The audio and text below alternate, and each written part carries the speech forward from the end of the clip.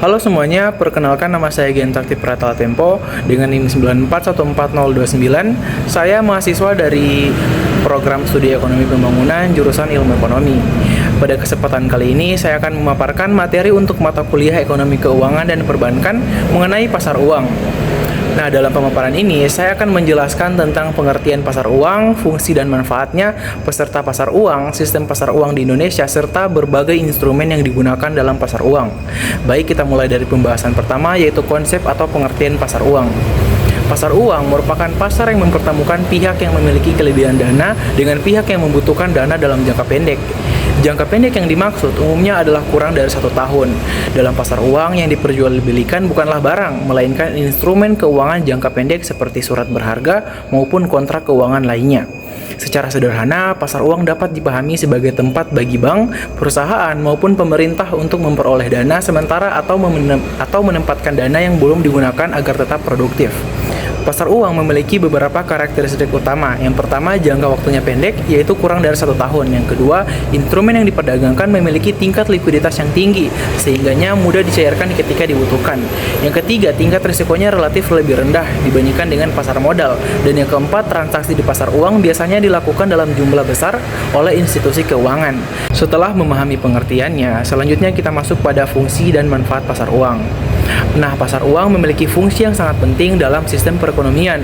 Fungsi yang pertama yaitu sebagai sarana pendanaan jangka pendek, yang artinya perusahaan, bank maupun pemerintah dapat memperoleh dana dengan cepat untuk memenuhi kebutuhan operasional atau likuiditas sementara. Fungsi yang kedua yaitu sebagai sarana penempatan dana. Bagi pihak yang memiliki kelebihan dana, pasar uang menyediakan tempat untuk menginvestasikan dana tersebut agar tetap menghasilkan keuntungan. Fungsi yang ketiga, pasar uang berperan sebagai instrumen pelaksanaan kebijakan moneter. Dalam hal ini, bank sentral menggunakan pasar uang untuk mengatur jumlah uang beredar dan menjaga kestabilan suku bunga. Selain itu, pasar uang juga berfungsi dalam menjaga stabilitas sistem keuangan, khususnya dengan membantu lembaga keuangan memenuhi kebutuhan likuiditas jangka pendek mereka.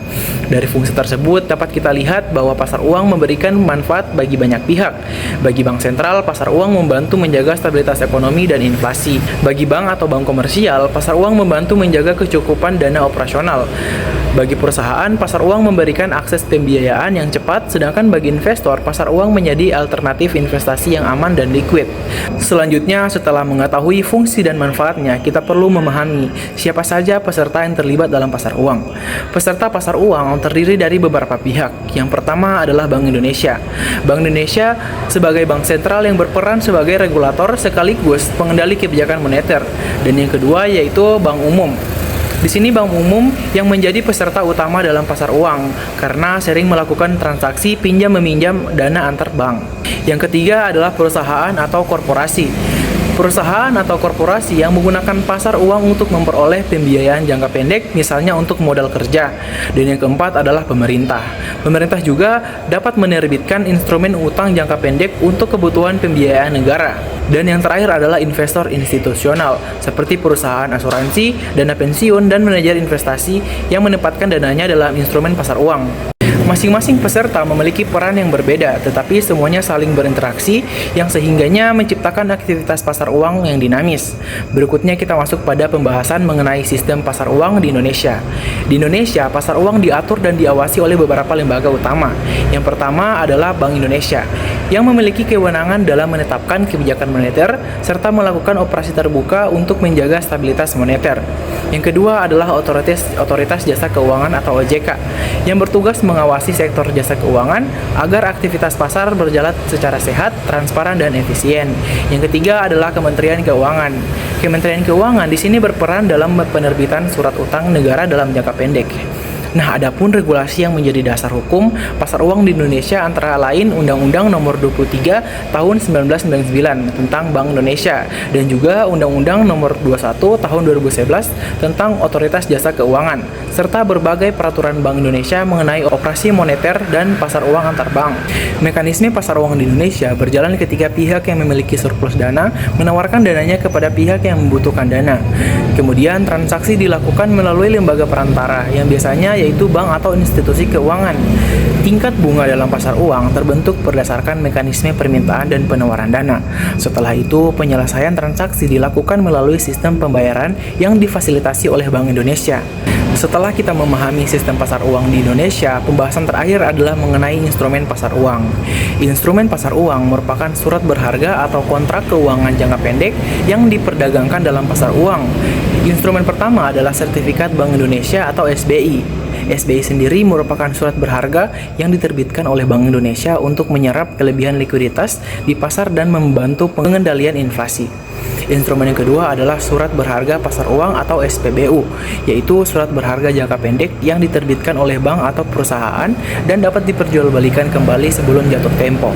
Instrumen yang ketiga adalah sertifikat deposito, yaitu simpanan yang diterbitkan bank dan dapat dipindahtangankan kepada pihak lain.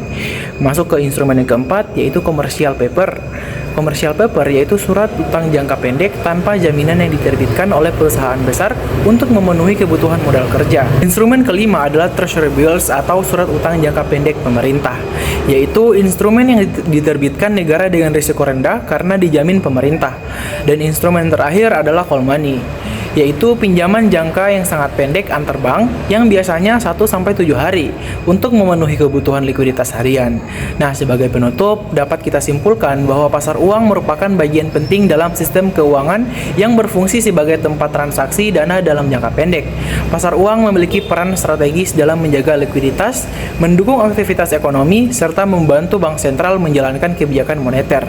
Di Indonesia sendiri, pasar uang diatur oleh Bank Indonesia, OJK, dan pemerintah dengan berbagai instrumen seperti SBI, SPBU, sertifikasi deposito, commercial paper, treasury bills, dan call money.